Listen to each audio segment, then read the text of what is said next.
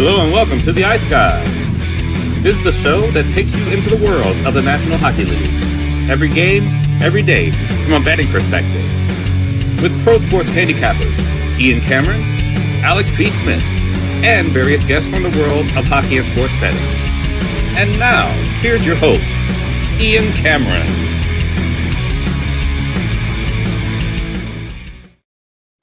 Welcome to the Ice Guys, presented by Boston Hemp Inc. Thursday, April 11th. Ian Cameron, Alex B. Smith, and Matt Robinson ready to break down a Thursday NHL card. This is the second to last Thursday of the regular season. Of course, the regular season wraps up 1 week from today, and we have a 10-game NHL slate to go through today.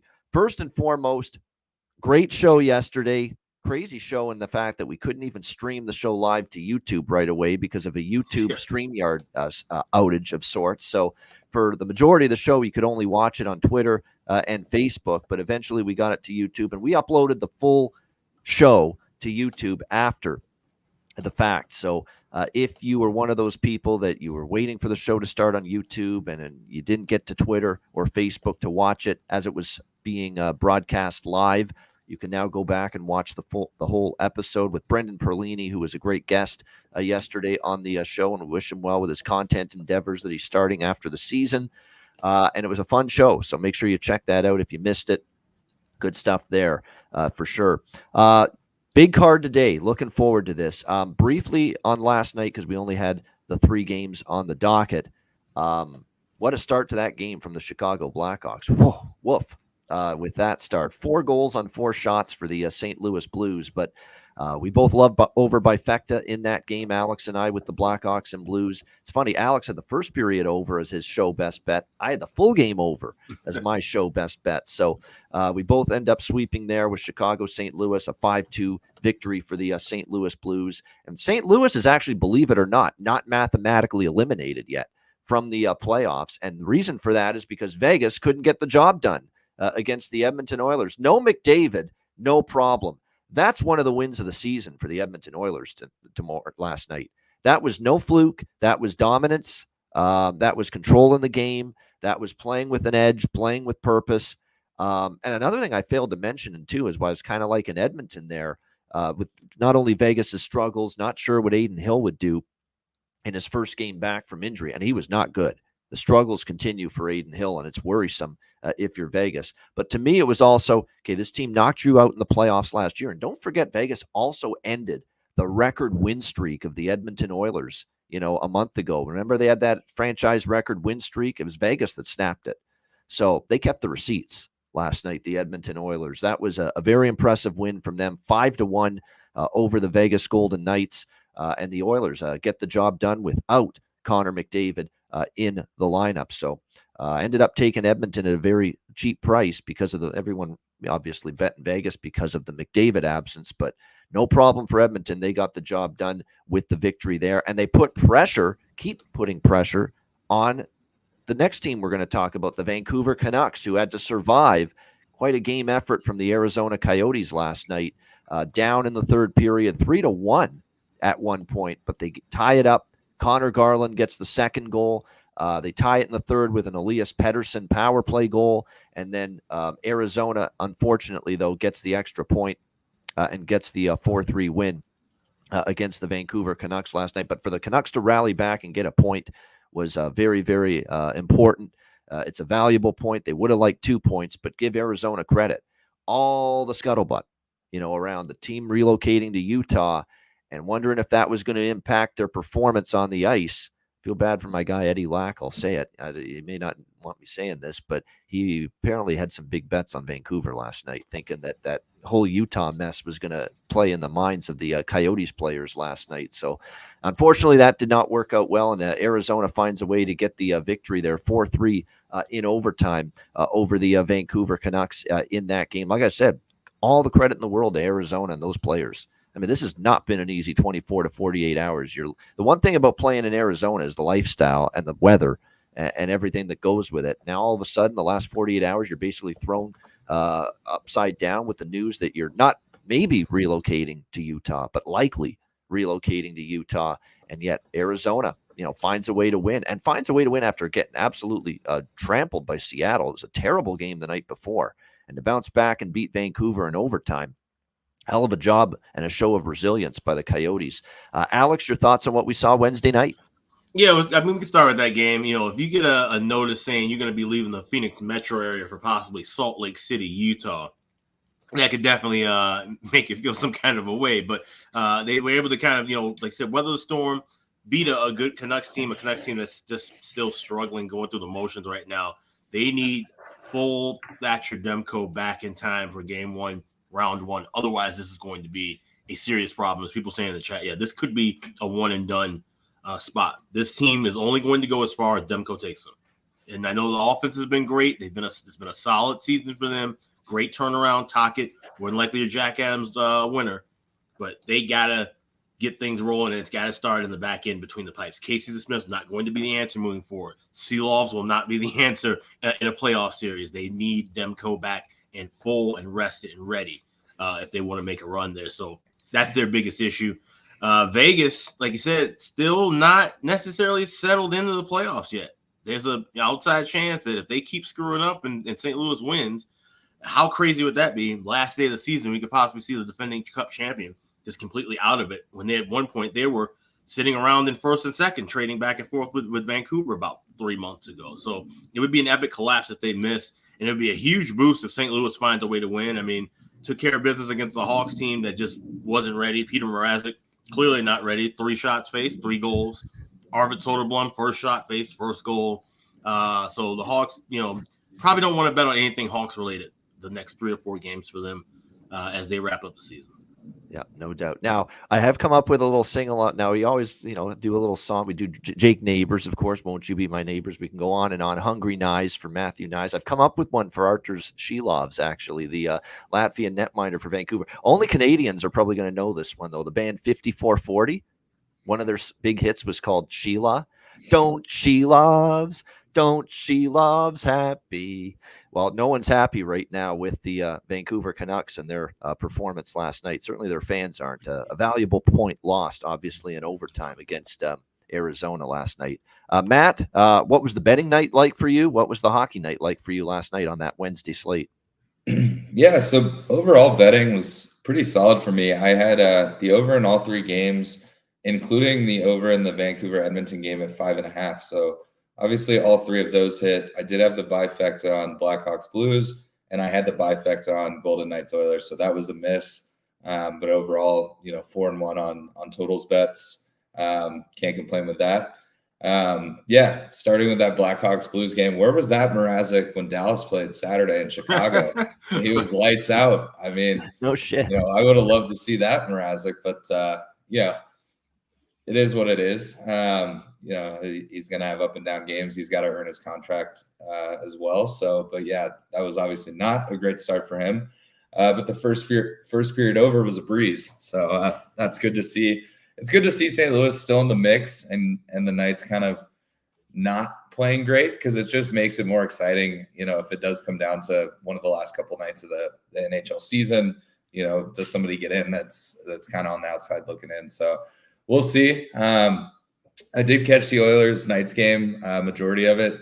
The big bummer about, I've mentioned it before, I'm obviously not a huge Knights fan by any stretch. Quite the opposite, actually. But to add salt to the wound, when they're on TNT, I get all excited for the Wednesday TNT game. It's blacked out here because I'm in Nevada. So I've got to watch it on the local channel, which is like, Golden Knights Network. And so that was a huge bummer. Was bummed about that. So I was happy to see them get beat. But, good game overall for Edmonton. I feel like they just kind of rolled with them. You saw some guys chip in. I know Hyman had a goal, at least one. Yeah, he had a goal.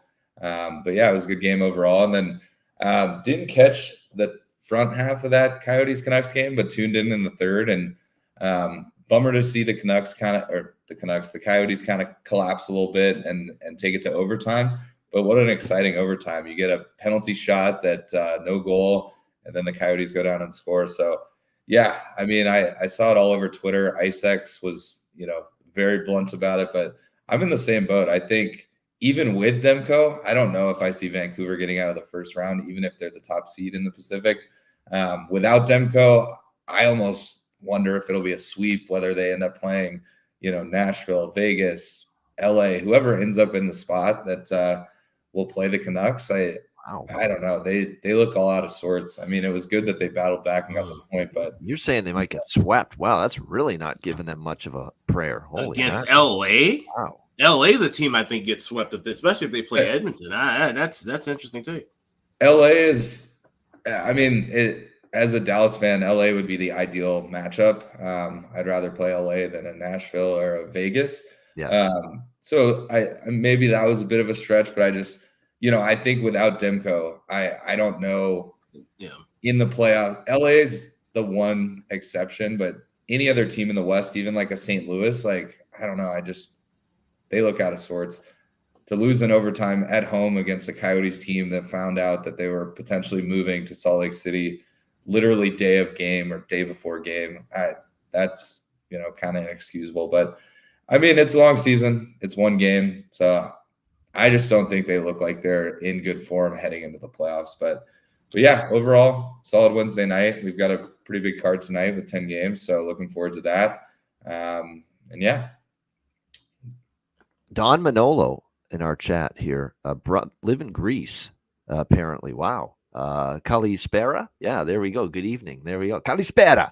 There you go. That's good evening in Greece, in Greek, I should say. Book closes at 10 p.m.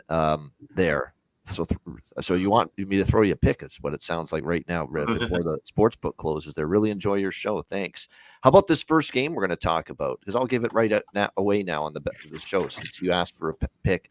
This first game is my best bet. I'll just give it first time ever I'm doing this. My best bet for the show is coming right now. Flyers Rangers over 6 minus 120. There you go. Best bet for the show right there. Let's talk about it. So there you go, Don. I like it quite a bit. Let's jump right into it. Flyers and Rangers. We've got the New York Rangers minus 200, minus 205 home favorites. 6 the total in this game. The Flyers have lost the plot defensively.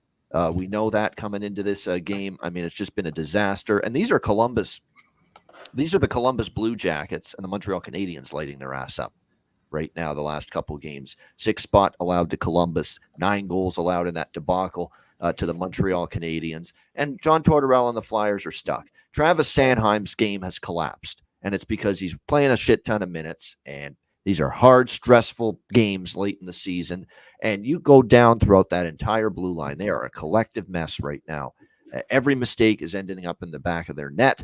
The penalty kill has struggled mightily in this one. So I think when you look at this situation right here with Philly and the with Philly tonight, I mean, this defensive group has just been awful in the last few games against much lighter offensive teams than the New York Rangers bring to the table. So it's not what you want to see. He's going back to Samuel Ersson. What the fuck choice does he have? His choice is Ersson, who at least has the experience edge, because Ivan Fedotov's done nothing to wrestle spots to start away from Samuel Ersson, because he hasn't been that great since he's been put in there. He had a nice period against the Islanders in his very first appearance in the NHL. And since then, he hasn't been able to stop the puck very well and consistently either and bail out the defense. And we know Ersson's hit a wall. So I just don't know how they shut down the Rangers tonight. We know the Rangers are a potent team, and the Rangers are coming off a loss to the New York Islanders. I know there's some thought out there that this is a sandwich spot. They play the Flyers in between losing to the Islanders and playing the Islanders again on Saturday afternoon on ABC at Madison Square Garden. But I don't know if this is a flat spot for the Rangers. Rangers have been damn good all season off a loss. You know, I think they're going to end up playing well here tonight, scoring goals. That being said, I do think Philadelphia offensively is at least capable. They did score 3 against Montreal. They can score some goals. They've shown that ability. And they get a break tonight in that Jonathan Quick and Igor Shesterkin is not in net for the Rangers. It'll be Jonathan Quick for the Rangers instead tonight. So this was a very obvious and very straightforward thought for me to go over 6 here in this game, minus 120, and just the full game. No first periods, because we have seen the Flyers at times be a little bit of a slow starter in the first period. Even that 9-3 game with Montreal, you know what the score was after the first period? 1-0. So it would have been a first period under that night. So I'm just going to the full game. We know the Rangers. We've talked about it now for game after game after game on this show. Now 11-1 to the over in their last 12 games coming into this game tonight. So 11 overs in their last 12 games. Last time we saw the Flyers and Rangers, and it was in this building just a couple weeks ago. That game was nuts. I think it was on our betcast at the end of March, and it was like 7-6 or something. It was a crazy-ass game. Back and forth. It went goals galore, especially in the third period of that. No, 6-5 Rangers in overtime, and that third period had, 7 goals in it. So it was just an explosion in the third period of that game. So, yeah, for me, nothing on the side. I do think the Rangers win, but against even a bad team that's desperate, I'm not comfortable laying minus 200. Or not a bad team, they're just bad now. They haven't been bad the full season, obviously, but they're very bad right now, the Philadelphia Flyers. I still don't want to lay minus 200 against them because this is essentially, if it's not already over for them, they lose tonight, then might as well be over. So don't want to lay the 200 price with the Rangers. So just over 6 for me here, minus 120. Alex, what do you think? Flyers, Rangers. Yeah, to quote the late Dennis Green, the Flyers are who we thought they were. You know, they finally came. The Crows came home to roost. They had a fantastic run out of the gate, and they were able to sustain that as long as they possibly could. Kudos to John Tortorella for getting as much as he could out of that team. But the situation, obviously, with Carter Hart hurt them. Having the issues with Couturier being benched, that didn't sit well with a lot of guys, it seemed like, and that just kind of just took the air out of that room. And now here they are just kind of folding at the seams. So when you look at those last 2 games, we're talking about a better Flyers team, Rangers team, of course, that was much better still than the Flyers, but playing for something here. Now we're talking about a Flyer team that's well out of it, Rangers team that's already set a franchise record for most wins in the season. Get another couple points, try to possibly get that President's Trophy. I like the Rangers here first period puck line. I laid the half a goal plus 135. I got the over 1.5 at minus $1.30 along with the full game 6. So I think we see the Rangers dominate early in this one and kind of coast throughout. And I think that's what's going to help with that full game over. The Flyers may only need to score 1 or 2 because I think the Rangers will take care of business and get about 4 or 5 of their own here. So Rangers first period puck line, first period over, and full game over. I think the Rangers' motivation is just, you got to be fucking Dr. Fraser Crane. Let's be real. At this stage of the season, you got to try to get in the heads of these players, and it's not easy to do that. But you would think for the Rangers, and I know it's a sandwich, right? It's a huge rivalry they have with the Islanders. That was such an intense game the other night. Got chippy at the end. Trocheck was just screaming at the ref for a penalty that wasn't called late. Laviolette wasn't happy with a couple of things that happened during that game as far as the physicality. And they play the Islanders again on Saturday. Definitely, I know they're looking forward to that game. But I think they've got to have eyes on the prize here against the Flyers. They're off a loss. They've been very good off a loss all season long. And they're only 3 points up now on Carolina, thanks to Carolina's win against Boston the other night. So there's still a division that they have to clinch and finish off here, clinch in this division. That job isn't done yet for the New York Rangers. So I think they're going to have a good game and a great effort here. Again, we'll see, but I don't think they should be taking the Flyers lightly. Doesn't mean they won't take them lightly, but I don't think they should. And I think off a loss, pretty much all season, the Rangers have been pretty good in that type of situation. What do you think here, Matt? Philly, New York. Yeah, I don't really see New York taking their foot off the gas. I do think Philly comes out with maybe some effort after that embarrassing game on Tuesday. I just don't think they have a lot left in the tank. And goaltending is obviously a huge issue. So I'm going to be on the over bifecta with the first period in the game. And then I'm also going to take the Rangers team total over 3.5 at minus 120. I think, if the over is going to hit, the Rangers are going to have at least 4 goals. So I think that's kind of a no-brainer if you feel really good about the game over, and obviously you threw out your best bet early, so I'm definitely riding that, and so that makes me even more confident in the Rangers team total over 3.5. There you go, and thanks you to Dustin and Jamie H. There we go, great live betcast the other night. I'm going to join Patreon so I can join the next one. That's right, Tuesday, April 16. Next Tuesday, it's a Patreon exclusive betcast that night, so you must be a Patreon member to tune in and join us for that one. So there you go, Dustin and Jamie H. We appreciate that. very much. Thank you for the kind words. As far as props go, it's dicey to take Flyers props. You don't necessarily know how much they're going to be scoring tonight.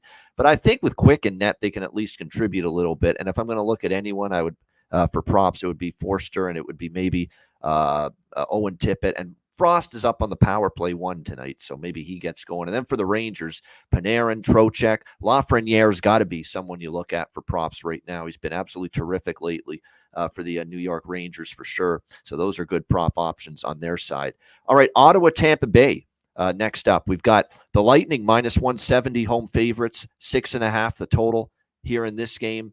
The Lightning are in one of these spots. If you look at the standings right now, they're in one of those can we really advance and can we really drop down zones? And that the answer right there is they probably can't move up and they probably can't move down too much either. They've got 95 points. They're 6 behind Toronto for third in the Metropolitan Division. Nobody's catching them as far as the first wild card is concerned. They look like they're locked into the first wild card, Tampa Bay. So I'm not rushing to lay $170, and especially much less so with Matt Tompkins in net. And he has been confirmed as the starting goalie here for the Tampa Bay Lightning here in this game.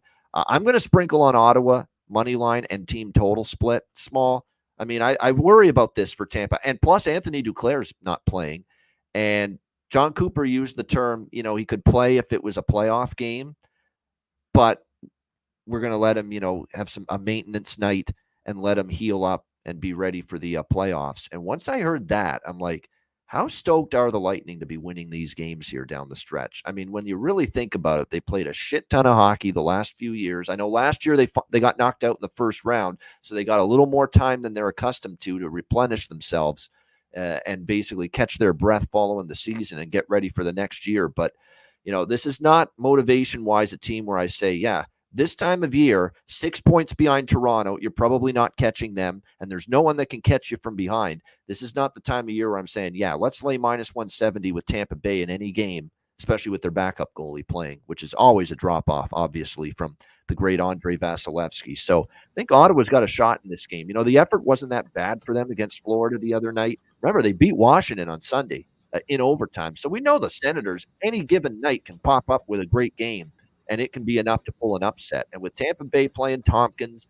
and with Tampa Bay resting Duclair, and with Tampa Bay not being able to advance or drop down, this is basically play out the string type of the part of the season for them, in my opinion. So I'm going to sprinkle a little Ottawa +150, little team total over 2.5, -140. And I'm also going to go over bifecta here. Because Tampa Bay long-term over first period has been just tremendous for them. I've lost track of the exact, something like, 21-5. It's something like that. It's or 19-5, 20-5, something like that. It's very, very strong, the long-term first period over numbers for Tampa Bay. And I'm also going to go over 6.5 as well here in this game. So it's basically Sens money line and team total split plus over bifecta for me in this game tonight. Alex, what do you think here? Sens Lightning. Yeah, the run is 19-5 to the first period over the last 24 with Tampa Bay Lightning. And that's the only play I have. I grabbed a little bit of that in pocket now at -$1.45. That was earlier today.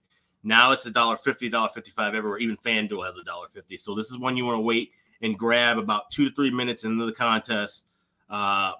Don't wait for plus money. You're waiting to grab just $1.20, $1.25. So that's the way I'm playing that. Also, like both teams to score at +150. Like I said, Matt Tompkins, a goaltender we don't trust. Ottawa could come out with something to play for at least a little bit early. If they're going to have any energy, I trust them early. I don't trust them to give you a full 60-minute effort at this point.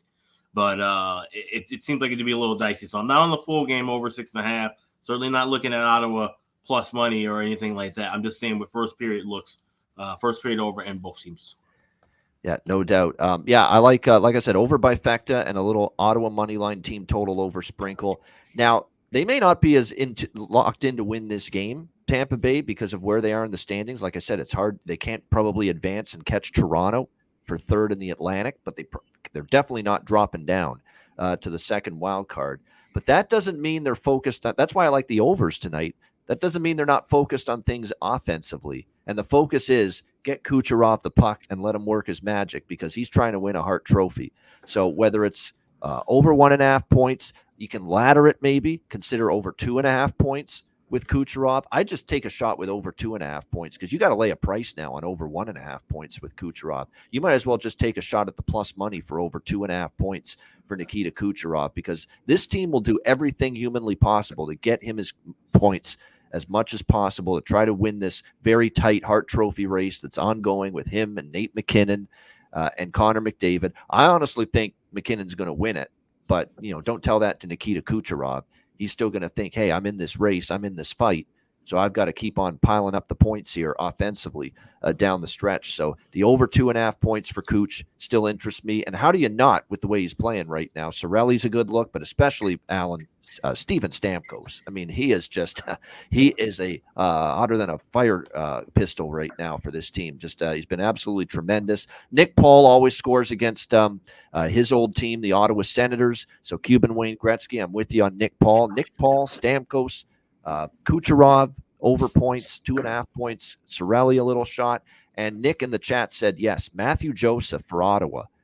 He used to be with the Tampa Bay Lightning, another former player angle. He's been scored 4 goals in 5 games against his old team. And I could see that coming through again tonight. Matthew Joseph for the Ottawa side of things to be able to find the back of the net tonight. Good prop game.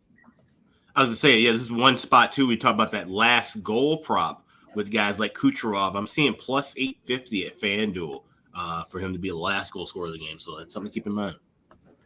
Yeah, definitely. All right, what do you think here in this one, Matt? Ottawa, Tampa Bay. Yeah, these are always the toughest games for me to bet when you've got a playoff team that's kind of locked into a position and then a team that's super out of it. There's not really a ton of motivation either way, which does make me lean over. Typically, those games are offensively good. Teams still want to score on the power play. For Tampa, you've got Kucherov that's still in the hunt. I agree with you that I think it's going to end up being McKinnon, unless Kucherov has 6 points in each game of the next 3 games or something wild. But they are going to try and keep him in the mix. So I also kind of lean Tampa team total over 3.5. But yeah, I think for me, I may jump on that first period over. Alex, you mentioned kind of the streak that's going with that, but that'll really be it, because I just don't. I mean, Ottawa could win this game, 4-1, and I wouldn't be that shocked. Or Tampa could win, 6-2, and I also wouldn't be that shocked. So it's just a tough spot when you've got a team that really doesn't have anything to play for on both sides. And one team's going to the playoffs, so they're trying to, stay healthy, maybe lower the minutes of some guys, things like that. So, but the fact that Vasilevsky is not playing, I do lean over by Fecta here. So I don't think that's a bad play at all. It's great. Go ahead. Yep. No, I have a question to pose to you guys, and it's something I was talking about doing radio earlier and looking at the Hart race with McKinnon and Kucherov. Kucherov plus 450 at BetMGM earlier this morning. If you think he's going to have a big game tonight, so let's say you're taking him over 2.5 points, you think he's going to get 2 goals something, would it make sense to sprinkle? Because that price would probably get cut in half if he has a 4.5 point kind of a game tonight. Would it make sense to maybe sprinkle something on him to win the Hart Trophy or him to win Art Ross Trophy as well, if you're looking at props that are Kucherov specific? Yeah, that's not a bad strategy to take. I think he could have a hell of a finish to the season, and I think I'd still give it to Nathan McKinnon. I just would. I think because Nathan McKinnon's been, and the thing that hurts Kucherov is so much of his damage has been on the power play. I find a lot of his point production's been power play stuff, and I don't want to diminish the importance of the power play and discredit someone for being able to produce at a high level on the power play. But when it's that much that you're doing your damage with the man advantage, it can be a little bit difficult. Matt, did you have an answer to that question? No, I mean, I know you mentioned the MVP race. What's he at for the Hart Trophy? Because obviously that's plus 450 odds. Yeah. Where McKinnon's minus 500. Sorry. What does he have for the Art Ross? Because obviously he's got to be the favorite for that because he's in the lead points wise currently. Yeah, that right? I have to look up and see. I'll get back and have to circle back and look at that. Yeah, because right. I think that obviously is a good look, but I just don't think the payout's really there. Minus 750. Yeah, McKinnon plus 450. So vice versa. If you think McKinnon with the Hart Trophy, if you like that and you can't get in, I'm obviously not gonna lay minus 500 on that. you could maybe take a shot that he tries to make a run down the stretch and catches up the points. Yeah. Yeah. I mean, I definitely think it's worth a look because, again, I think, I think everyone leans McKinnon right now, but if Cooch has, let's say, what do they have? How many games left? 3 to 4 points in every game in the remainder and wins the Art Ross by 10 points, then do you have to kind of consider maybe, a Hart Trophy? But yeah, it's a toss up. I mean, I think from what I've seen, they're all deserving in some way, shape, or form. They are. Yeah. Yes. No. Yeah. There was an article today that was special. Yeah. Yeah. There was an article today that was like, if this is a normal year, Panarin's right there in the mix for the Hart Trophy, but there's just been too many good players that, he's not even. Sidney Crosby. Sidney Crosby's numbers are like 175-1 still, which seems absurd with the fact that what he's done for that team, especially if they're able to find a way to make the playoffs. Like I said, I still think that might be worth a shot. He should be a finalist. And if you can give me 175-1, and now I have that ticket as one of the final 3, I can now do something with laying a big price on a Kucherov or McKinnon the other way and lock in some kind of profit. So that's just the kind of idea that was just spinning in my head. We were talking about that earlier today. So. Yeah, definitely. It's good discussion because you're right. At the end of the season, you've got to look for these spots where there's incentives and there's certainly awards and trophies on the line and there's races. I mean, it's amazing the incentive that can give to players. I'll just say one more thing before we move on to the next game. Brock Faber still plus 1,200 available. Yeah, Connor. If you want Connor Bedard to win the Calder Cup or Calder Trophy, hasn't moved a bit. Minus 2,500. Mm-hmm. Yeah, there you go. So he's really live in that race from the looks of things, based on what the current odds are for the Calder Trophy. All right, Washington and Buffalo next up. Sabres minus 135, home favorite, 6 the total. I think the last time I was Washington at Buffalo, I kind of leaned Washington, and Buffalo beat them. I don't know if Buffalo's going to beat them again, though. Season's pretty much done for Buffalo. They lost to Detroit. That did it for them. That put them out. The Dallas effort was commendable. I thought the effort was not bad from them against Dallas the other night. They only lost 3-2. They were in the game, no question. But, I think one of these situations here with the Capitals and the Sabres, I could only look at Washington. I'm not laying a price with Buffalo, but Capitals, let's be real. I know they beat Detroit, and people will say great win, great bounce back. No, the goalie bounced back. They got outplayed. They got outshot significantly. And the chances are, if they don't play better tonight, Buffalo could beat them, on home ice, if Buffalo's got any kind of spirited effort in them here tonight in this game. It is one of your final home games. Don't you want to at least, kind of send the home fans happy maybe? But for me, it's a lean to Washington, but there's a part of me that says if they're going to rely on Lindgren as much as they did against Detroit the other night, they got to play better. Simple. You cannot win that way night in and night out with your goalie standing on his head and you getting basically outchanced and outshot almost double and expect to win hockey games consistently. The Lindgren had a magical of magical nights. That's not the way to win in the National Hockey League, night in and night out. So we'll see if Washington can step it up. Certainly they have everything to play for. Buffalo's out of it. That alone, never would I lay a price with a team out of it against a team that needs it.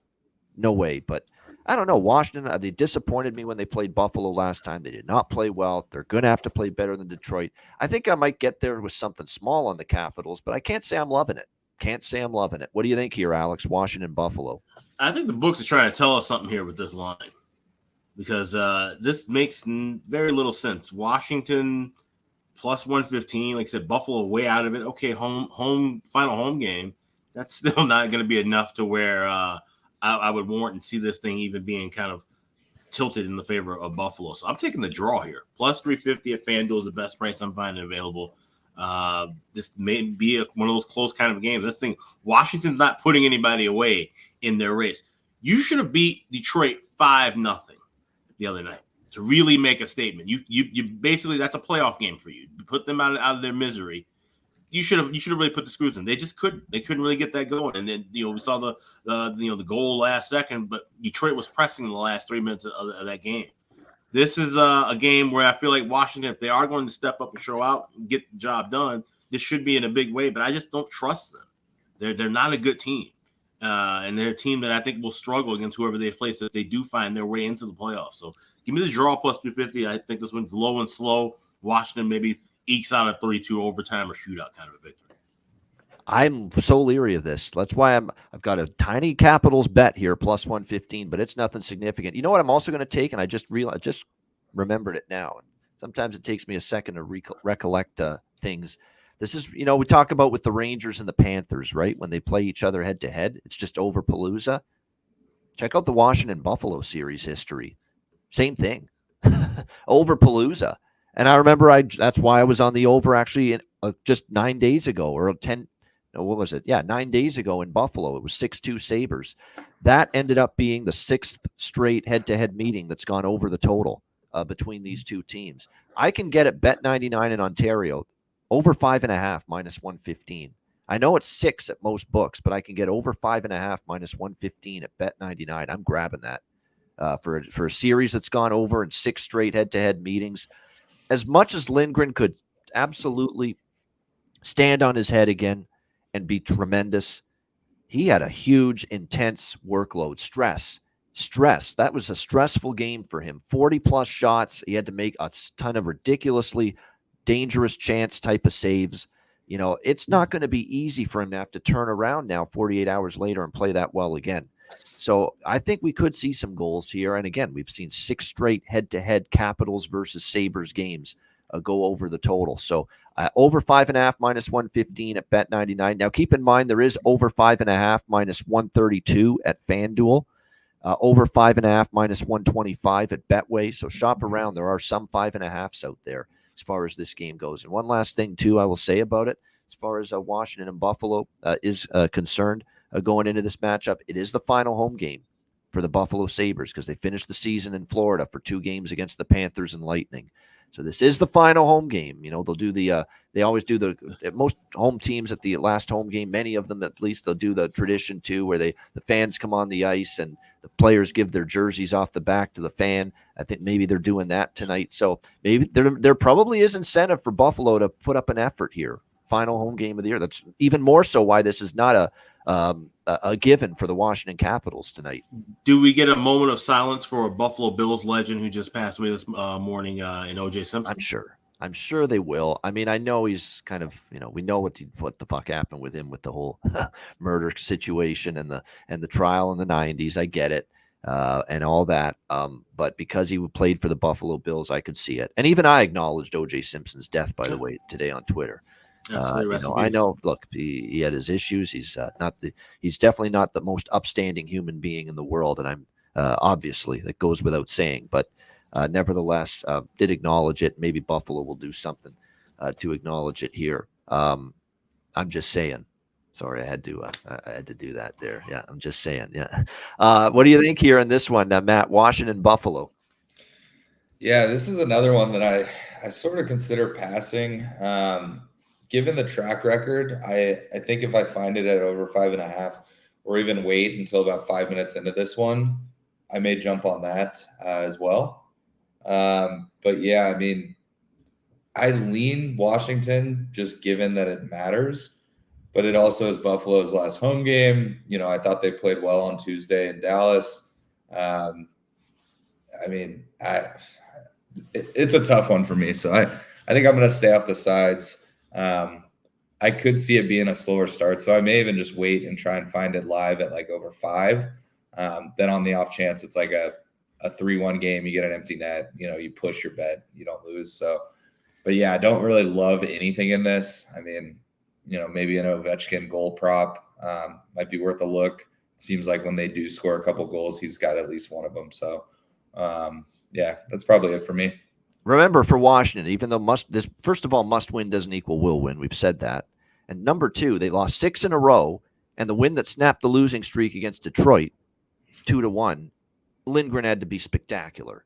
And it's really the only reason they won, because what were the shots in that game? 43-23 for Detroit. So even in the win that snapped the losing streak, the Capitals didn't play well. Okay, the goalie did. The team did not. So that is and factor in that Buffalo, if they got a lick of pride and a lick of dignity, it's your final home game. Those fans deserve something good from you for another disappointing, gut-wrenching season that you put them through. at least give them a good home game here. Give them a good final home game performance here tonight. So that's why, it's not a given for the Washington Capitals here in this game tonight. All right, New Jersey and Toronto next up. We've got it's a second of the home and home. They played in New Jersey Tuesday, and now they are in Toronto tonight. We've got the Leafs minus 200, home favorites, 6.5 the total in this game. Look, normally when we see these home and home situations, we see the one team won the first meeting. Sometimes I look at the other side in the second meeting, but not here. I think the writing's on the wall for New Jersey. To be honest, there's been very little improvement in this team since the coaching change, since Travis Green took over after Lindy Ruff got fired. We're seeing that they're sat down and Jack Hughes for the rest of the season. Let him heal up and be ready for training camp. He's out for the rest of the season so he can go through the surgery. Curtis Lazar, Tomas Nosek out of the lineup right now for them. And you saw what happened against Toronto. Yeah, they had a 2-1 lead, but as soon as Toronto tied it, anything that happens bad and negative to the Devils, they crumble. Okay, Toronto tied it 2-2 the other night, and they didn't look back. They ended up winning 5-2 in that game after being down 2-1, 4 unanswered goals. I think if you're Toronto, there's still a lot at stake here. I mean, you could still catch the Panthers. It's not impossible, and you do have to play Florida head-to-head next week. So that can still be done. You're trying to make sure that you're entrenched in, at the very least, second in the Atlantic, which you should be, but you could still move up and catch Florida. It's not going to be easy. You're going to need some help, including from a Columbus team tonight that's not very good. So that could be easier said than done. But I think the Leafs have got the right mentality. They don't look like they're wanting to rest people. They want to go on into the playoffs feeling good about themselves, playing good hockey. And I was shocked to see this, guys. Do you know that tied for the best record in the NHL since the All-Star break is the Toronto Maple Leafs? It's been really something.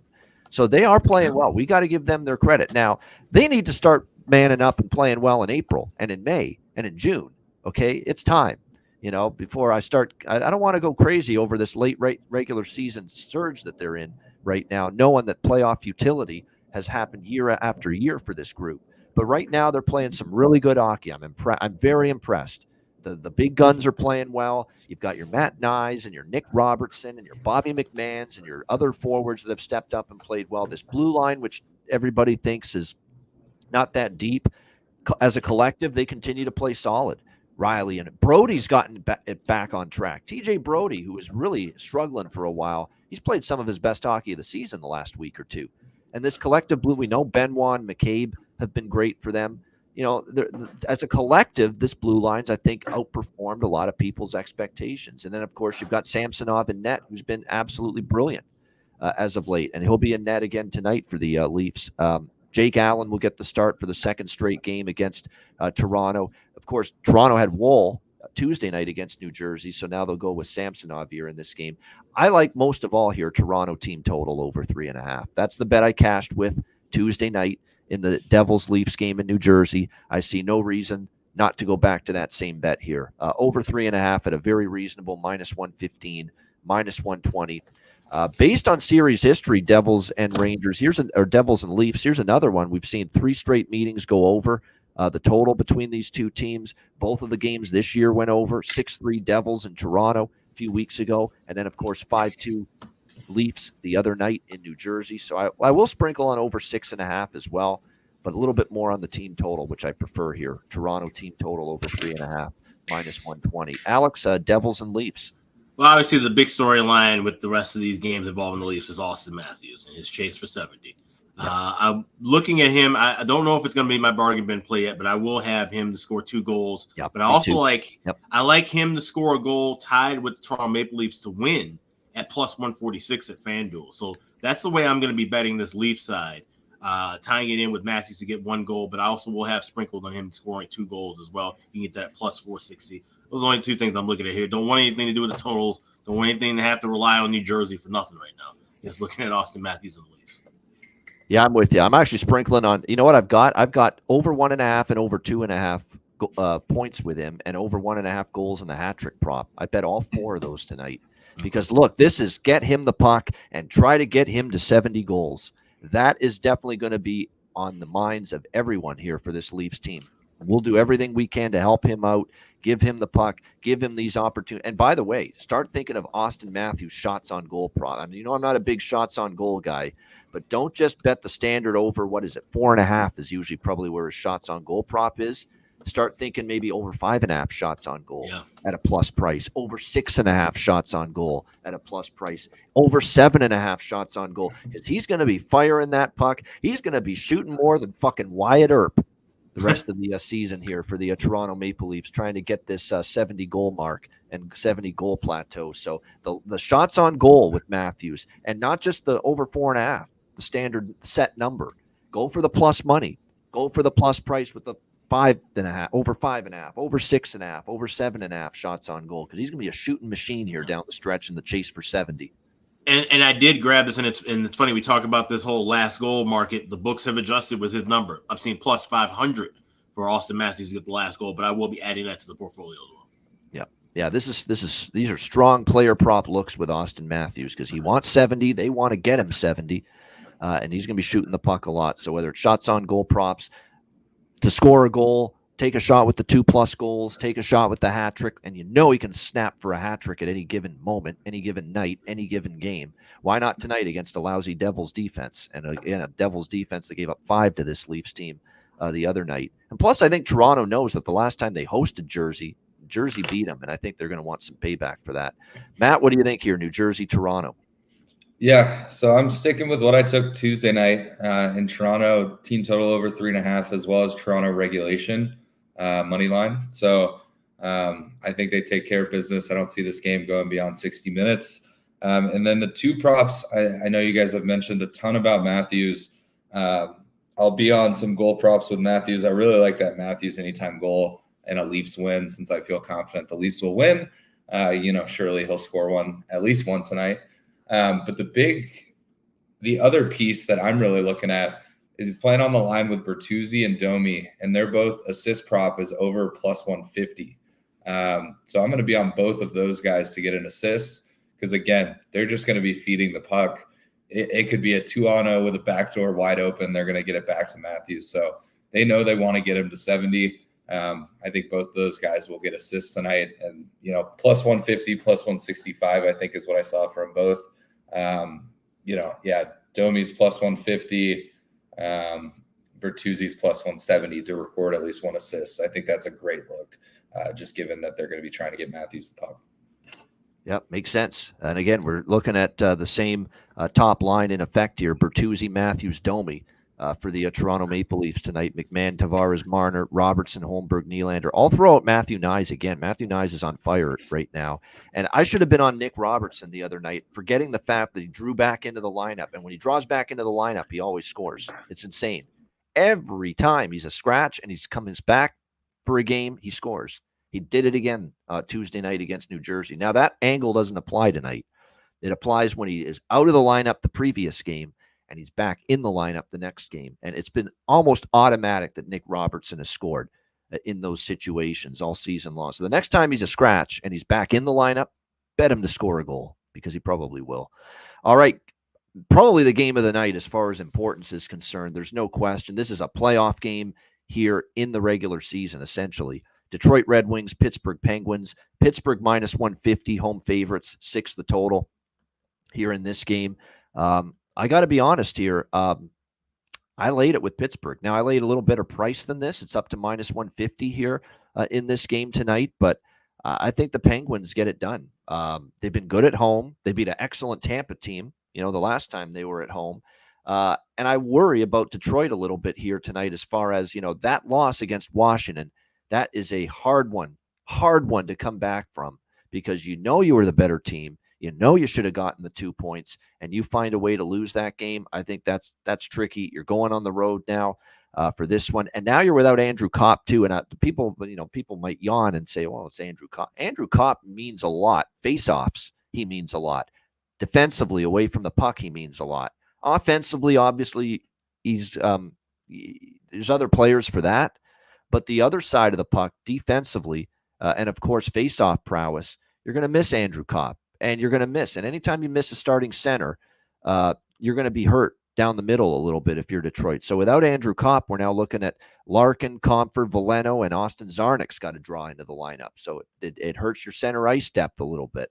For a pivotal game like this, that may hurt Detroit a little bit. Nedeljkovic in net here for the Penguins. You've got that. Not only is Nedeljkovic, playing well, and he's deserved to keep running with the net. He's given Pittsburgh a chance to win every single night, but this is a former team of his, the Detroit Red Wings. He'd like to beat them. There's no question about that. So I like Pittsburgh here. I got minus 145. It's minus 150. It's a little north of that. If you want to cut down the juice, you could do Pittsburgh in regulation, Pittsburgh -1, but I don't want to screw around with regulation here. I don't. I'm going to go, because what I did actually is Pittsburgh minus 145. And I sprinkled on the draw because I could easily see Pittsburgh winning in overtime or a shootout. I think Pittsburgh wins, but I think it's just as likely it could be overtime or a shootout as it is regulation. So that's my approach here. Pittsburgh minus 145 and a little piece of the draw here in this one as well. And this is probably the one game where I'd be leery of an over because Detroit, they tightened the screws against Washington. It was a very cagey game with so much on the line. Pittsburgh with Toronto the other night was lower scoring, stayed under. This is one where I wouldn't feel so good about betting an over. What do you think here, Alex? Detroit, Pittsburgh. Not so fast on that draw. I like Pittsburgh here, and I got them in regulation. I laid $1.10 earlier. All right. I still like that all the way up to $1.20. I think the Wings are cooked. I think they're done, and Pittsburgh at home takes care of business early. And I definitely like to play early. I like the first period over. I laid 130 with that. We've seen 8-1 last 9 meetings. Just looking back at just the last 4, 3-0, 2-0, 1-1, 3-1, when these two teams played back on St. Patrick's Day.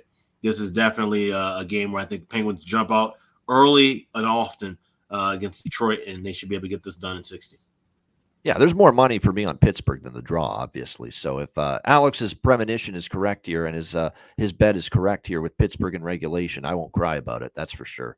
Because Pittsburgh wins the game, it'll be profit for me because obviously there's more on that for me than the draw in this game. As far as props go, look, Crosby goal, Crosby over 1.5 points. Raquel, Malkin have been heating up lately, and I'm going back to the well. That was so frustrating against Toronto. I had Pittsburgh, they lost the game, but I had Michael Bunting, bargain bin, plus 320 to score. He had like 8 chances against Toronto Monday night. He had a million chances to score. He was all around the net without actually scoring a goal and putting it in. He did everything but score, Michael Bunting against Toronto the other night. So Michael Bunting's got to be a prop consideration as well. For Detroit, Larkin and Kane.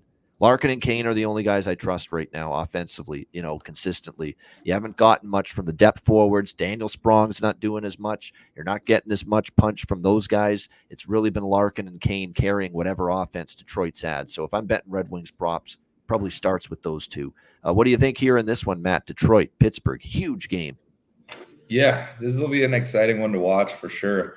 I lean Pittsburgh here. I think Detroit's kind of running out of gas.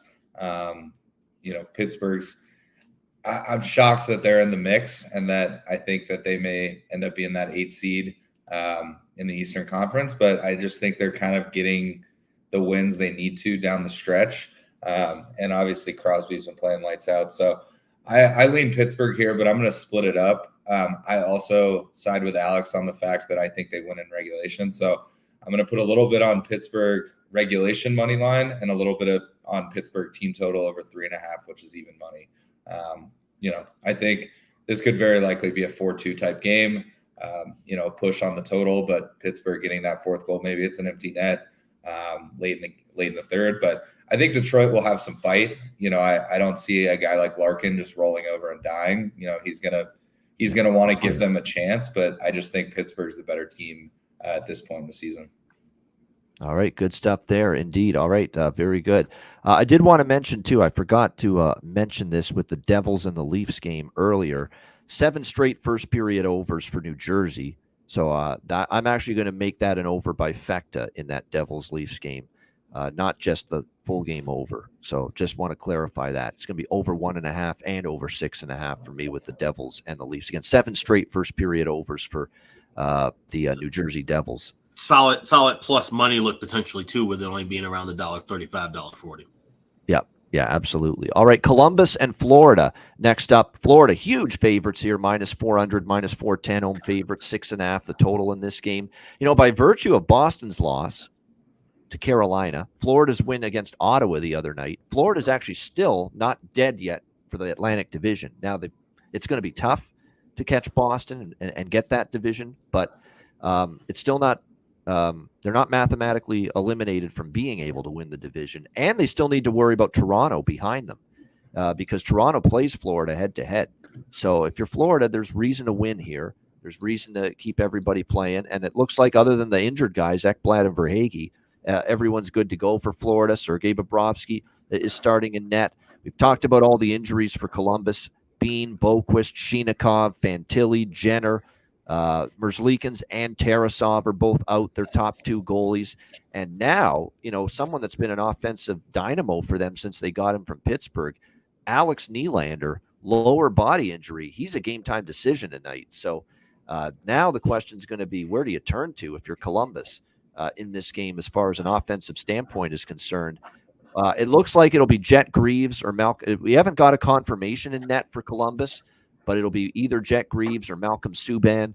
Greaves has been starting most of the games with Tarasov and Merzlikins out. Subban got into the game against Carolina on Sunday. He actually didn't play that bad, Subban against Carolina, because it could have been a lot worse in that game. We'll see how he fares here. Here's another team. We talked about Jersey with the first period over streakers. Florida is another one all of a sudden. Their last 5 games entering tonight have all gone over in the first period. So they're 5-0 to the over in the first period. That's what I like here. I like over 1.5 in the first period. I lean full game, but this is one where I like the first period more. What do you think here, Alex? Blue Jackets, Panthers. 5 straight first period overs for Florida. 8-1 the last 9 meetings. Florida has absolutely dominated this series as well. So give me Florida and the Columbus first period over 1.5 minus $1.40. That's a great price. I love that play. There, loves it. Blue Jackets and Panthers over 1.5 in the first period. Yeah, 8-1 run in the series, and 5-0 to the over for Florida in the first period in their last 5 games. And by the way, if you're looking at head-to-head, that's why I still think to be honest, the full game over might still be a solid way to go too. 8-1-1 to the over in the last 10 meetings. That's the full game over, and the scores 5-2, 5-4, 7-0. You had one game that stayed under at 4-0, and then the others were 5-3, 6-3, 8-4, 9-2. I mean, you've just had crazy high scores, high-scoring games with Columbus and Florida. What do you think here, Matt? Blue Jackets, Panthers. Yeah, it's an over-by-fecta game for me. Obviously, heavily lean Florida, but not laying $400 on it to win 100. So even the team total over at 4.5, I like that. Because, again, if we're going to get to that 7-goal mark, I would think that Florida would have at least 5, and it is plus 140. So I may sprinkle on that as well, just because I feel like this is a big game for Florida. And as you mentioned, unlike the Tampa game, Florida can still move, in the standings. I think they know that Toronto can catch them. They know Toronto has a very winnable game against New Jersey tonight. So I think Florida knows they have to win this, and they don't want to leave it to chance. So I love the first period over because I think Florida gets at least 2 goals in the first period. If Columbus chips in with a goal, great. We're closer to that game over. So I like a lot of goals here. So we'll see. Yeah, you know what I'm going to do too? I'm going to take a small shot too as well, and adding the Panthers team total over 1.5 in the first period at a nice plus 200. Pretty good price there that you can find with that at a couple books. And again, this is what I cashed with Carolina against Columbus on Sunday, and they jumped 2 goals in the first period. And that's why in the over 1.5, there's no both teams to score for me, because I could definitely see a scenario where it's 2-0 Florida after the first period in this game tonight. So we'll add a little Panthers first period team total to the mix as well. All right, Montreal Canadiens, New York. Oh, by the way, Voronkov's the one guy I may take a shot at with props for Columbus, because he's centering the top line tonight with all the injuries. He's moving up. Dmitry Voronkov for the Columbus Blue Jackets. And then for Florida, and for them, Tarasenko with Barkov and Reinhart might be worth a look. He's a pest. He gets under your skin, but tell you what, Nick Cousins 2 goals and 3 points in the last 3 games, and he's playing on the second line now for Florida. So Nick Cousins, believe it or not, making it happen offensively, actually playing hockey instead of causing shenanigans. So there you go for him. And Sam Bennett's starting to heat up too for Florida, maybe look in that direction too. All right, Canadians, Islanders. Islanders minus 220, home favorite, 6 the total here in this one. Gosh, it would be so Islanders to beat the Rangers, huge win, and come back and shit the bed. I wouldn't put it past them. I'm not laying minus 220 with them. I know that. Can Montreal take advantage is the question. Montreal, very impressive performance the other night against Philly, but a lot of that was a wretched Philadelphia Flyers team playing that poorly. But I just know one thing. Just when you start to get excited about the Islanders, sometimes they pull the rug out from under you, and they'll just all of a sudden lose a game they shouldn't. I still think of that New Jersey game weeks ago. You know, remember they had that huge win against Winnipeg? Very good Jets team. Took the Jets apart on a Saturday afternoon, and then they played Sunday against the Devils, and they got shut out by Kokkonen. I'll never forget that. I'll never forgive them for that, too, because I actually took the Islanders that day, and I was so angry. I was so livid. I'm like, I let this team, off of one good game, con me into thinking that they were going to go on some kind of consistent run, and they didn't. And that's why I want 0 part of minus 220 tonight with the New York Islanders. 0 part. And the one thing about Marty St. Louis' group, the effort's been there every night, win or lose. This team's playing hard and finishing off the string with effort and a want to on a nightly basis. So this is one where I'm going to sprinkle on the draw, Canadians and the Islanders here. I think the Canadians give the Islanders a game. This for the Islanders is off the huge win against the Rangers, and another game coming up Saturday with the Rangers at Madison Square Garden. I think Montreal makes this a tough 2 points to get for the New York Islanders tonight. Give me the draw here in this one. We're back to the to Draw Island. We're back on the Thailander Express tonight here with the Canadians and the Islanders. Alex, what do you think here? Montreal, New York Islanders. Yeah, I'm just looking at that price because this was going to be a pass for me, but at $3.90, yeah, that's worth taking a stab at. So I'll be on the draw there as well. But that's the only thing I like. Other than this, it would have been a complete pass of a game. Like I said, Islanders are one of those hard teams to trust. Certainly, you can't trust them laying this big of a price. And said the Habs hang around and play tough and make it close. So if you wanted to go a little deeper, maybe try to get a two correct score. I looked at that more than 3-3 or 4-4. I don't see goals galore here. So that's something to just maybe sprinkle extra, but definitely liking the draw at plus 390.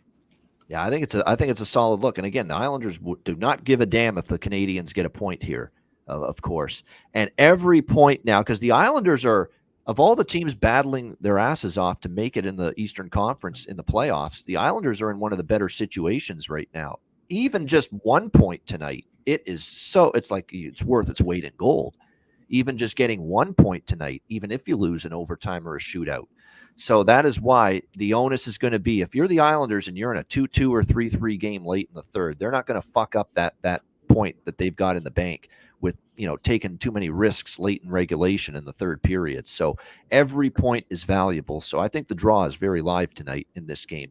This is one, too, where I hate to be repetitive, and I love my overs, but this is just one of those nights, guys, where it's just the stars are aligning for liking a lot of overs tonight. Look at the series history. 4 straight overs, 4-3, 4-2, 5-3, 4-3. The 4 straight head-to-head meetings. Canadians have gone over in 4 of their last 5 games as well. So over for the total for me as well, if I'm betting that. What do you think here in this one, Matt? Montreal, New York Islanders.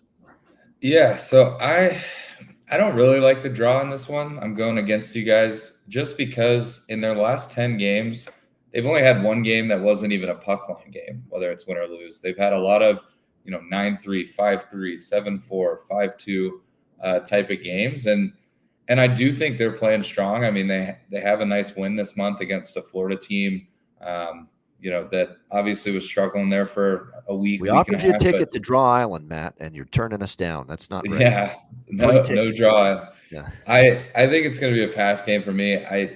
I see why, it could be a draw game, but I think it's either a game that the Islanders win pretty easily or Montreal upsets the Islanders and, puts them in an even tougher spot down the stretch with these last couple games. I know every point matters for the Islanders, but I think that kind of motivates a team like Montreal to, ruin another team's season because they're so far down out of the standings. So, yeah, I mean, their last OT game was 10 games ago or 11 games ago against Edmonton.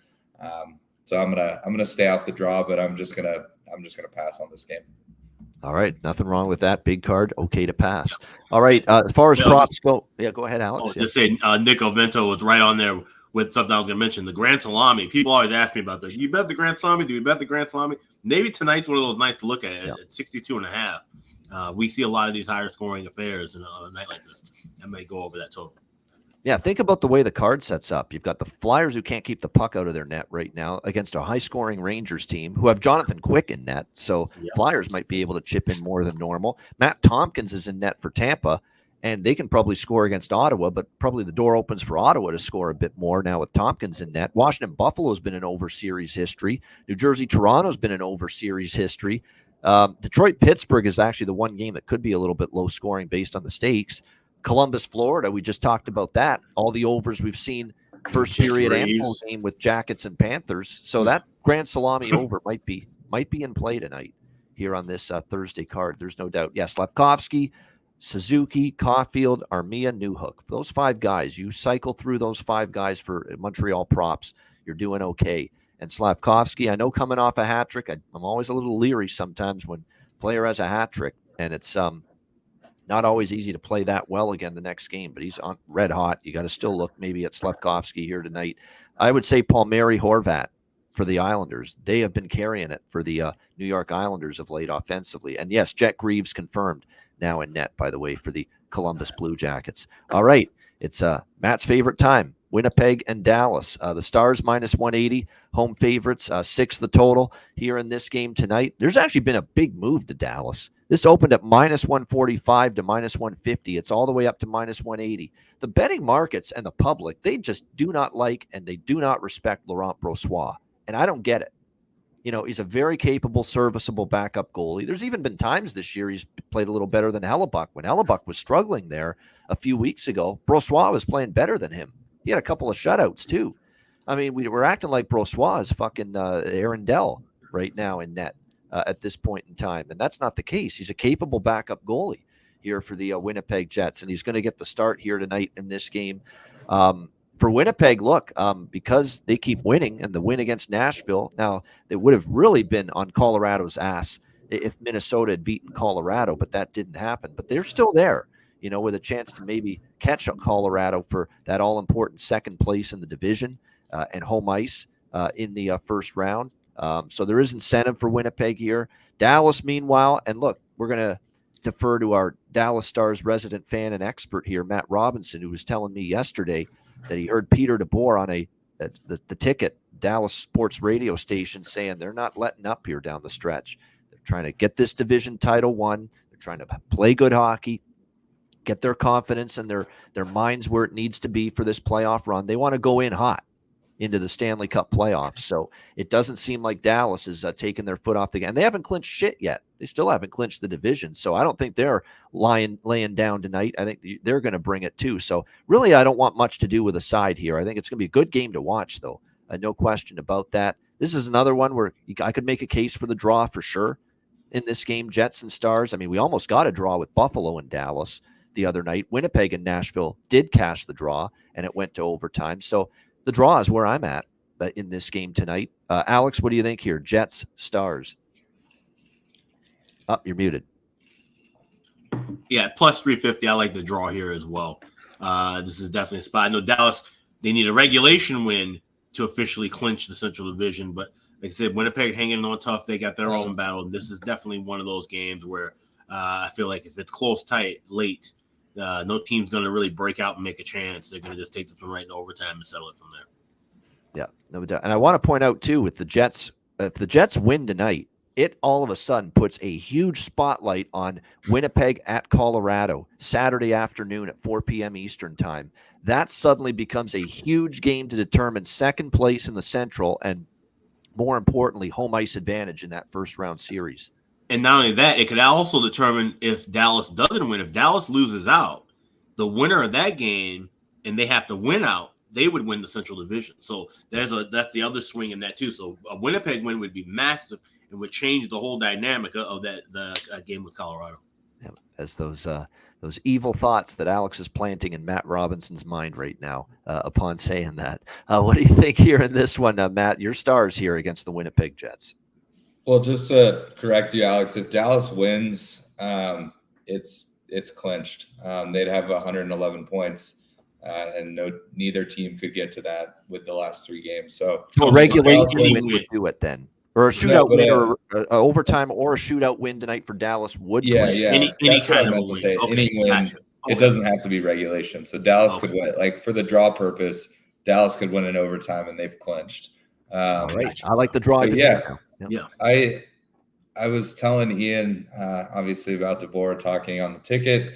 Before hearing that, I was definitely not going to bet Winnipeg. I'm not going to step in front of a 9-1 Dallas team in the last 10. But I was leaning towards Winnipeg because I kind of figured they'd, maybe give some guys some shifts off. But he sort of like made a joke like, oh, what do they call it in the NBA? Load management. Yeah, we don't do that here. Like he wants to win. He wants to keep giving them a chance for that President's Trophy. At the very least, lock up the Western Conference home ice through the Western Conference Finals. So I lean Dallas, but I have a little bias there. What I will say is this is not a game I'm going to be lighting up the props. Like I don't think Dallas is going to run away with anything. I think this will be a really good game. I was surprised to see Hellebuck not get the start. I know he had a huge workload on Tuesday night. I think he had 45 saves. So I get it. Keep him fresh for Colorado is, I think, what Rick Bowness is thinking. Yep. This is game 3 of a 4-game road trip for Winnipeg. I know they need the points, but it's sort of one of those spots that I think similar to, Dallas and Chicago before that Colorado game. I know it's not a back-to-back, but I feel like Winnipeg might be overlooking this game and more focused, hey, if they get one of these 2, they want that Colorado game because it's a 4-point swing. So I don't know. I'll jump on Dallas money line in regulation just as a hopeful Stars fan. But I wouldn't say to ride that with me. I am on the first period over. That's a bet I do like here, especially with Hellebuck not playing. I agree that Brossoit, or however you pronounce his name. That's right, Brossoit. You got it. Yeah, he's had some great games. But I think Dallas is going to come out hot. And I'm never opposed to saying that the other team's going to score in the first period on the Stars. They love giving up that first period goal. But I think they also try and pocket one in the first. So I love the first period over here. That's a true guy bet. And then my bias, hoping that they clinch. I'll be on Dallas money line and Dallas regulation, and maybe a sprinkle on Dallas team total, which I know didn't hit on Tuesday night. So maybe they get a couple more lines rolling tonight and get over that 3.5, because I think it was pretty good odds when I looked. So may jump on that. But yeah, definitely not a night where there's 15 Stars props that I'm taking. I think this will be a good game. I'm excited to watch this game. And I could see it kind of going either way. So hopefully Dallas clinches the Central tonight, but I wouldn't be surprised at all if Winnipeg wins in regulation, and then clear my calendar on Saturday. I'll be watching that Colorado Winnipeg game because that'll be an exciting one. So it will be. There's no doubt. As far as props go, Ben, Wyatt Johnston, why not? Those are the 2 that we keep rocking with, both of them. The captain, Jamie Benn, Wyatt Johnston for Dallas, and for Winnipeg, Gabe Vilardi. He just keeps on clicking right now. He's getting it going again for the Winnipeg Jets. And definitely, I think he is someone to keep riding right now with the player props on their side. Finally, and that's really good news come playoff time for the Jets. They need Gabe Vilardi's offense, and they need that production from him, and he's starting to deliver it once again right now for the Winnipeg Jets, right at the perfect time of year. I do want to mention, if you like overs in this game, I would target more a first period and or second period over, and be careful of the full game. Dallas is 7-2 to the under in their last 9 games, believe it or not. Full game unders, 7-2, the last 9 Dallas Stars games. And 3, I believe, straight head-to-head meetings with Winnipeg and Dallas have gone under for the full game as well. So that's why I think Matt's right. If you're more so a first period, if anything, if you're going to look in that direction for goals tonight between the Jets and the Stars. All right, next up, we've got playing for exercise. San Jose Sharks, Seattle Kraken. We've got Seattle minus 250 home favorites. The total here 5.5. These kind of games are always dog or pass. So by default, it's San Jose or nothing. But for me, it's going to be nothing. I mean, I don't want to take anything here really between these two teams. Certainly not minus 250 with Seattle. No way, no how. So by default, I lean San Jose, but not going to bet it. There's other stuff that I like more on this card. I'll sprinkle a little on the over 5.5 because you're talking about two teams, roll the puck out, playing for exercise. Nothing more than that. What do you think here, Alex? San Jose, Seattle. Yeah, Devin Cooley confirmed the net for San Jose. So give me first period over 1.5 minus $1.15. Playing that small, and then also playing small the over 5.5 minus $1.15.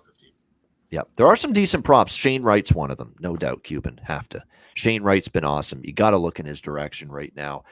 He's making a case to be a full-time NHL player next year coming out of camp with Seattle. I think he's finally showing the offensive upside we thought. We know he can be a good, sturdy defensive player as well.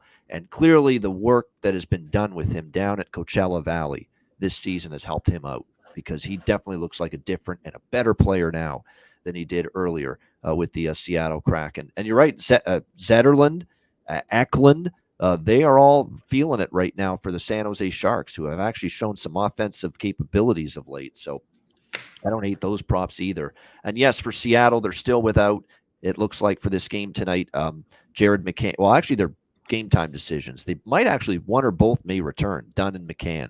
So keep your eye on that. Joey Decord confirmed for Seattle. And as Alex mentioned, Devin Cooley in net for San Jose, who is coming off that tremendous win the last time out he had against St. Louis, his first NHL victory. Doesn't mean he's going to get his second in a row tonight. So I'd be careful. This is still a guy that's been, his numbers down in the AHL were pedestrian. Let's just put it that way. What do you think here, Matt? San Jose, Seattle. Yeah, this is going to be an over-by-fecta game for me as well. Obviously, the 5.5 play. I love the 5.5 play on two teams that are out of it. Again, they're playing for exercise, but some of these guys, especially specific to San Jose, are going to be playing for contracts next year. They don't want to go back to the minors, even though they basically played on an AHL team most of this year, just with an NHL schedule. And then, if you can find a goal prop for that Graf kid, I think he's been playing well for San Jose. He's still looking to pocket his first one. I think that's a decent look.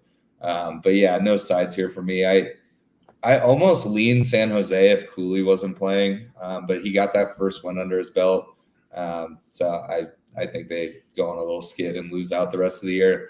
I have a buddy that is a huge Sharks fan, and he predicted, like he sent me the text the other day. He predicted that they would finish the year at 18 wins, which is what they're currently at.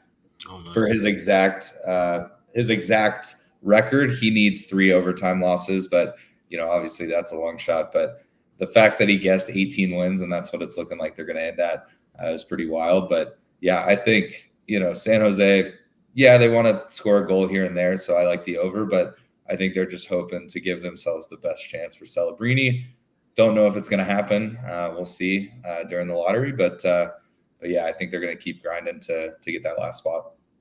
That's impressive with that exact record. I almost hit a bet with that a couple of years ago with Arizona. I had 24.5 because I had him right at 25, and ended up getting 26 victories. And I think I was 1 win and 1 overtime loss off from a perfect record. So that's a good shot. Yeah. There we go. Good stuff indeed. All right, final game of this Thursday NHL slate. Calgary Flames, Los Angeles Kings, LA minus 190 home favorite, 6 the total in this game. Remember early in the season, LA got off to this great road start. The road record was phenomenal, and the home record stunk. This month or the last 30 days, it's kind of flipped. LA kind of sucks on the road lately, but at home they've been very good. That's the way it's been here down the stretch. You look at LA on the road, since beating Vancouver on March 25th, they lose at Edmonton, they lose at Calgary, they lose at Winnipeg, they barely beat San Jose, a very unimpressive win, and then they lost in Anaheim the other night, 3-1. But at home, they beat Vancouver 6-3, Seattle 5-2, they beat Tampa Bay in overtime 4-3, they smoked Minnesota 6-0 at home. So this team all of a sudden like had a reverse home road dichotomy. Early in the season, they great on the road, sucked at home. Now they're great at home and they kind of stink on the road. So it's kind of went in the reverse. I think it's an LA spot here for me tonight. I know that people are going to be worried about LA a little bit, this price range, and Calgary off a win, but let's be real. Calgary beat San Jose. Kind of Dustin Wolf had the family and friends. Alex brought that to attention of everybody on the last show. Nice win there for Calgary. Doesn't mean they're going to win again. And LA lost one against Calgary that I know they weren't happy about in Calgary at the Saddle Dome recently. I think they get him back tonight, and I think they need this one. It's time to stop dicking around and screwing around if you're LA. You got to, get this job done, get your playoff spot clinched here, get your positioning solidified for the postseason, and stop messing around. I think you get a good effort. I'm reading good bet-on quotes from Doughty, from Kopitar, Kempe, a lot of the key players saying, this is the time, this is where we got to ramp up our game to another level, and they weren't happy. They were very, very upset with it, the Anaheim third period the other night. So I think LA steps up tonight, gets the job done. I like them in the first period puck line, -0.5, +152. And I'm going to split it with the Kings in regulation here tonight. No draw for me here.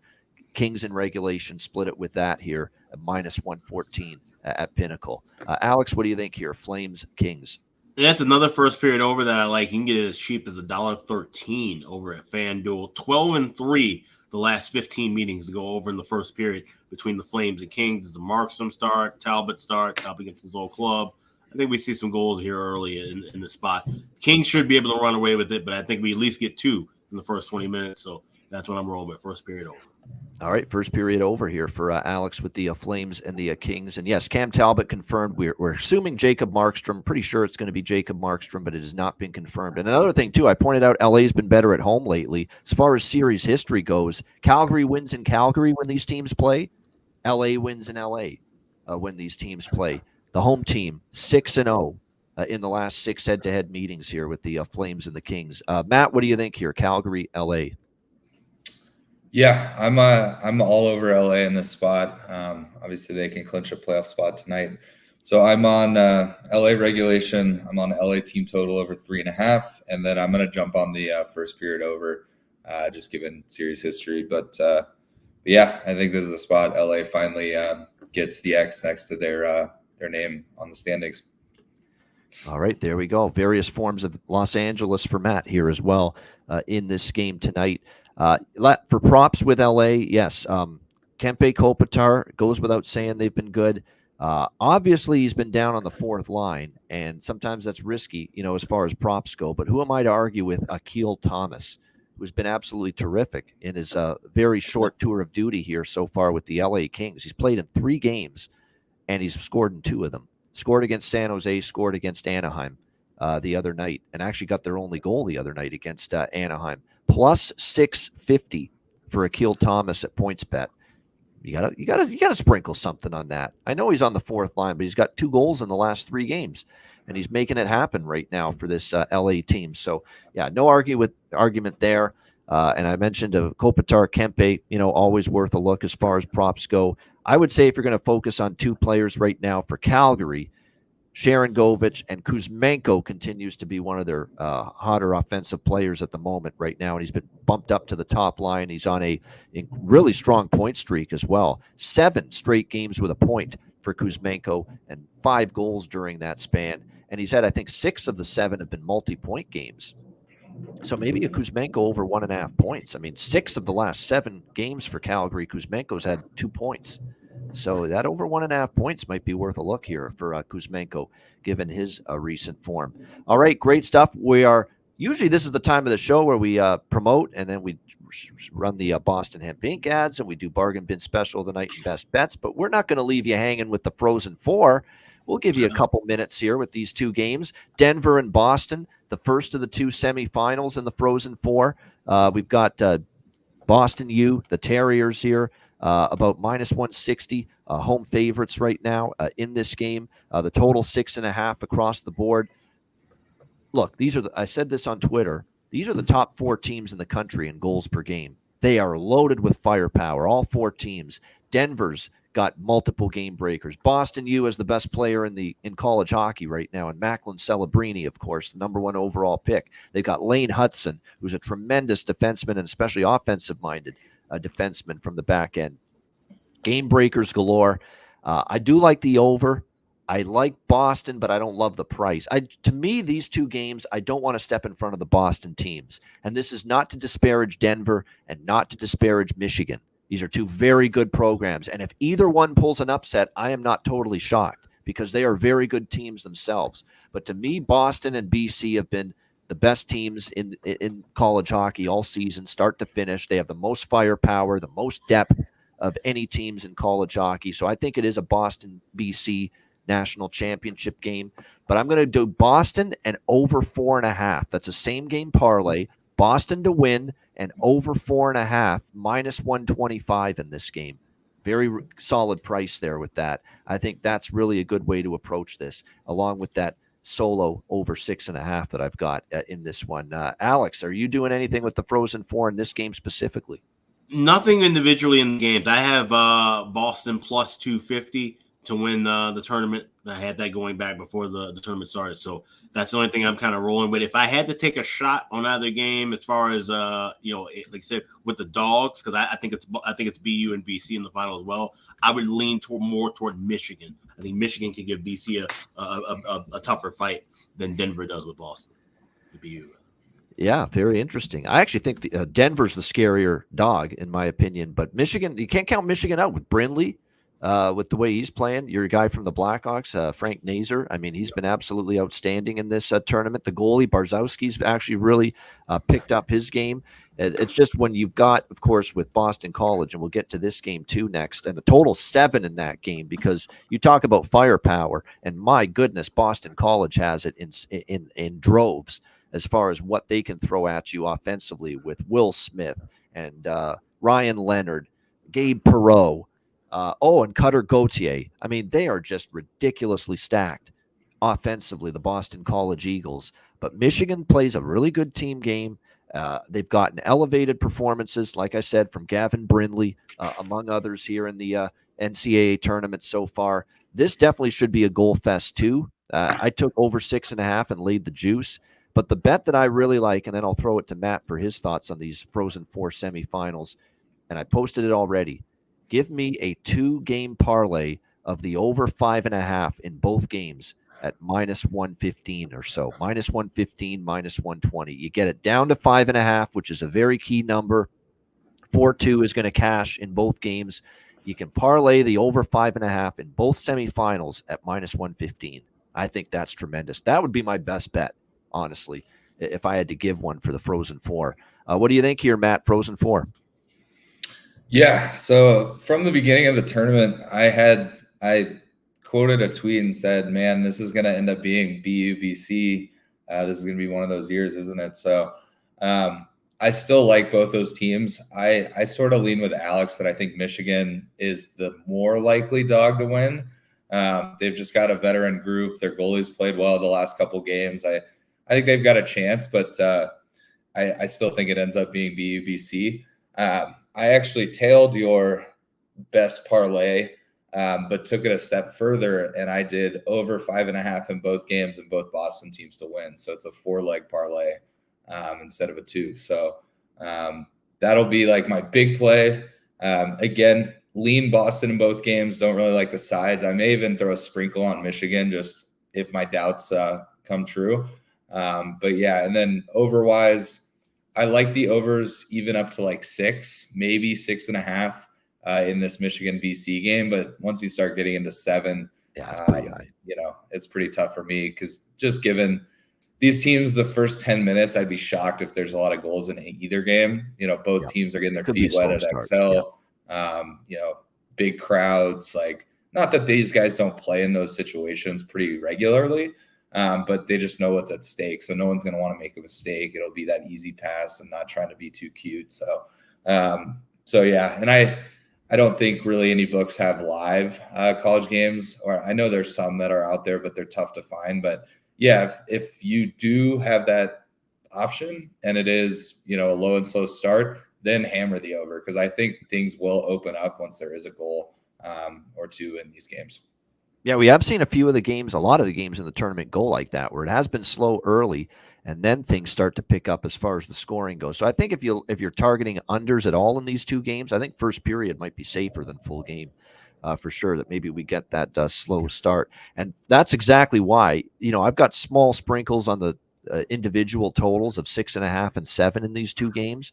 But what I really like and what I put more on was that over 5.5 parlay, because I like getting both of these games below that key number of 6, and I think both can at least get to 6 here in this, and I'm looking forward to it. ESPN2 has both games.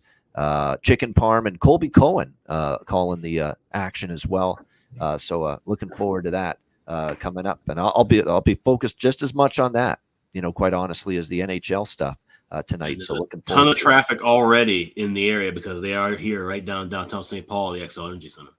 Yeah, no doubt. Just in Alex's backyard there. St. Paul, XL Energy Center, home of the Frozen Four this year. All right, great stuff. Great show. Hit the like button. Reminder, betcasts. We've got many more betcasts coming. 4 more still on the way here in the month of April. We'll put the schedule up on the screen. There it is. Tuesday, April 16th. Patreon only next Tuesday. Our final betcast of the regular season. And then it's playoff time, baby. 3 playoff betcasts late April, Monday, April 22nd, free for all. Thursday, April 25th, Patreon exclusive, and Tuesday, April 30th, Patreon exclusive. So again, to make sure you are included and are able to join us and watch the Patreon exclusive live betcasts, make sure you sign up. Patreon.com/Ice Guys, just $10 per month. Now's the time, guys. Sign up. Playoffs right around the corner. You'll get our daily sides, totals, and player props posted on the page. Goalie charts, totals charts, more bonus content, and again, the access to the Patreon exclusive